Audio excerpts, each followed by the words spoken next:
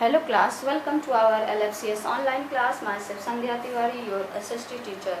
We have started chapter 8 and also we have discussed some of the points related to this chapter like society or social conditions in North India 800 AD 800 to 1200, and also we have discussed about the social conditions in South India between AD 800 to 1200. Okay, so today we are going to start a new topic, that is society or social conditions under the Delhi Sultans AD 1206 to 1526.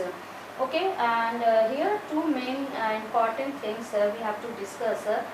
During this period, two main religious groups of population come out, and they were Muslims and Hindus.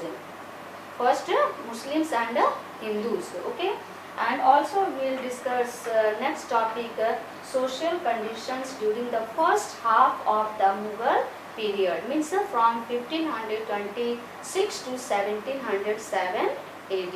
Okay, so let's start this first topic, society or social conditions under the Delhi Sultans. Okay beta. So during this period, two main religious groups of population were Muslims and Hindus. इस समय में सबसे दो important religious groups of populations कौन कौन थे? First Hindus and second Muslims. Okay बेटा. The Muslims formed the ruling class, and during that time who ruled? Muslims were ruling class. उस समय मुस्लिम्स राज किया करते थे.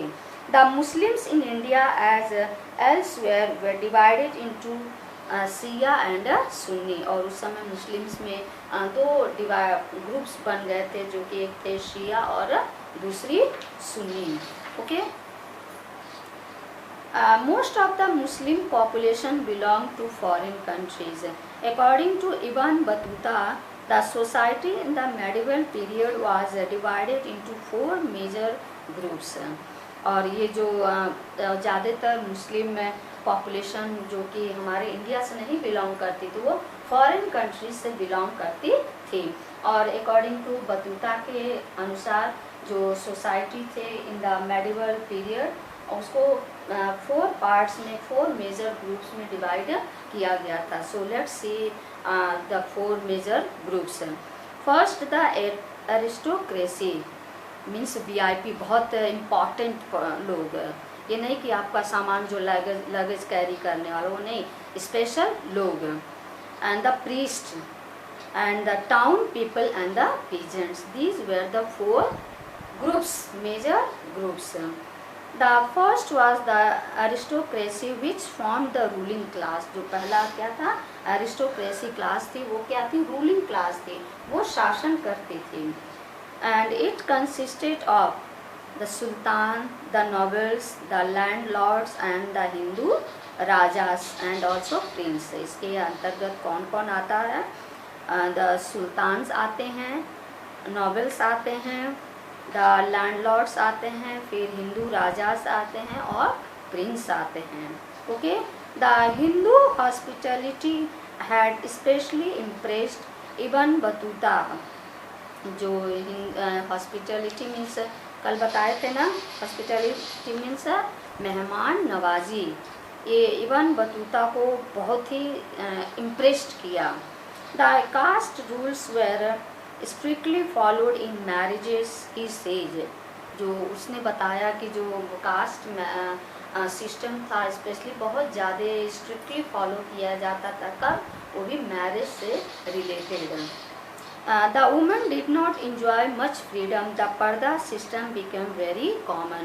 और उस समय वुमेन जो थी, जस्ट अपोजिट चल रहा ना. आपने पिछले वीडियो में क्या पढ़ा कि आपने पढ़ा कि राजपूत सोसाइटी में वुमेन हाई पावर एंजॉय करती थी, हर तरह की फ्रीडम थी. लेकिन जस्ट हम अभी आज क्या पढ़ेंगे कि जस्ट अपोजिट, उनको कोई फ्रीडम नहीं थी, उनको उनके ऊपर पर्दा सिस्टम लागू था.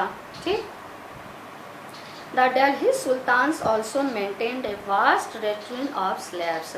और जो दिल्ली सुल्तान थे उनके पास बहुत सारे वास्ट स्लेव्स थे. रिटेन मीन्स ग्रुप ऑफ जो कह सकते हैं आप advisers, group of advisers. Okay. Firoz Shah Tughlaq had as many as 1,80,000 slaves on his payroll, which degenerated the society and put great pressure on the state treasury. अब इनके पास कितने slabs थे? 1,80,000 स्लैब्स थे. ठीक. वो भी किस पर थे? On his payroll. Payroll means क्या होता है? A list of companies employees and the amount of money they are take or they paid. Okay, and degenerated the society and put great pressure on. किसके ऊपर ज़्यादा pressure रहता था? on the state treasury, जो state का खजाना होता था. ठीक. and next we will second pointer, that is social conditions during the first half of the Mughal period, that is from 1526 to 1707 AD. Okay. The religious freedom under the Mughals brought the Hindus and Muslims closer. अब धीरे धीरे क्या हो रहा? थोड़ा कुछ differences आपको देखने को मिलेगा ना. यही जो रिलीजियस फ्रीडम था, अब धीरे धीरे जो अंडर द मुगल्स, किसके समय काल में? Under the Mughals brought the Hindus and Muslims closer. अब हिंदूज और मुस्लिम्स को पास पास लाने लगा. Their dress, food habits, language and other family pursuits were like those of the Hindus. अब उनके जो फूड हैबिट्स थे, जो ड्रेस थे, जो रिलेशंस थे, वो हिंदूज की तरह मैच करने लगे. These increased Hindu-Muslim friendship. इस तरह से क्या हो गया? हिंदू और मुस्लिम्स की फ्रेंडशिप बढ़ने लगी. By and by they began to influence the customs of each other. और जैसे जैसे समय बीतता गया, इस दोनों लोग एक दूसरे के कस्टम्स को भी अपनाने लगे, उसके ऊपर भी ध्यान देने लगे. The Sufi saints had many Hindu followers. The bhakti movements also laid stress on common bonds of humanity. और फिर जो हिंदू सूफी सेंट्स थे उनके भी बहुत सारे हिंदू फॉलोअर्स थे. ओके. हिंदू फॉलोअर्स थे. और जो भक्ति मूवमेंट्स थे वो भी स्ट्रेस ऑन किसके ऊपर ज़्यादा ध्यान देते थे? बॉन्ड्स ऑफ ह्यूमैनिटी, मीन सारे मानव एक समान हैं. द भक्ति रिफॉर्मर्स, जो भक्ति रिफॉर्मर्स थे, सुधारक थे, too attracted followers both from the Hindus and the Muslims. दोनों उनके फॉलोअर्स थे, बोथ हिंदूज और Muslims. Akbar even started a new religious faith called Deen-e-Ilahi. Akbar ने एक नया रिलीजियस फेथ निकाला जिसका क्या नाम था? Deen-e-Ilahi. The high class families among the Hindus began to copy the Mughal style in dress as well as in food habits.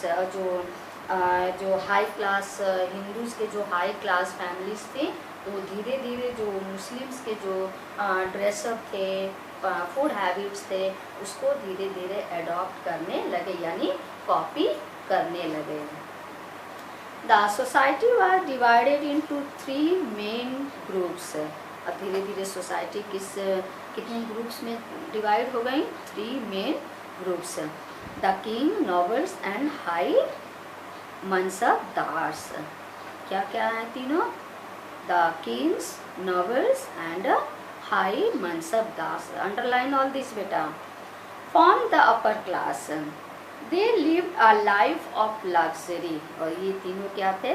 Upper class थे और ये अपनी लाइफ बहुत ही लग्जरी लाइफ स्पेंड करते थे. The landlords also belong to this group. The nobles mainly consisted of Turanis, Iranis, Afghan, Sikhs, Jats and a new Rajputs. और जो novels के अंदर कौन कौन से लोग आते थे, तुरानीस आते थे, ईरानीस आते थे, अफ़गान्स आते थे, शेख आजाद्स आते थे, और जो नए कुछ राजपूत भी इसके अंदर आते थे। High salaries were paid to them and their life style was very extravagant, means spending too much money, बहुत ही हाई फाई लाइफ थी, और ये अपनी लाइफ बहुत ही हाई फाई से रहा करते थे। The other group was that of middle class, और दूसरी ग्रुप क्या थी, middle class. It consisted of traders, the government officers etc, और इस ग्रुप के अंतर्गत कौन आता था, ट्रेडर्स आते थे और गवर्नमेंट ऑफिसर्स आते थे। They lead a simple life. The third was the lower class, ये लोग भी ठीक ही ठाक लाइफ स्पेंड करते थे, सिंपल लाइफ थी। And now the third group, lower class, it consisted of farmers, artisans and labourers. इसमें कौन कौन आते थे थर्ड ग्रुप में, फार्मर्स आते थे, आर्टिजियंस आते थे, फिर कौन आता था, labourers. They were poor people who worked hard to earn their livelihood. ये लोग कौन से लोग होते थे, ये पुअर लोग होते थे, और ये अपनी जीविका के लिए बहुत कठिन मेहनत इनको करनी पड़ती थी, तब जा कर के इनका गुजारा होता था। ठीक, so today only this much.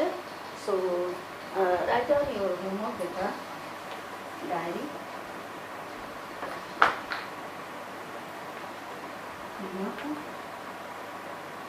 Do exercise A of chapter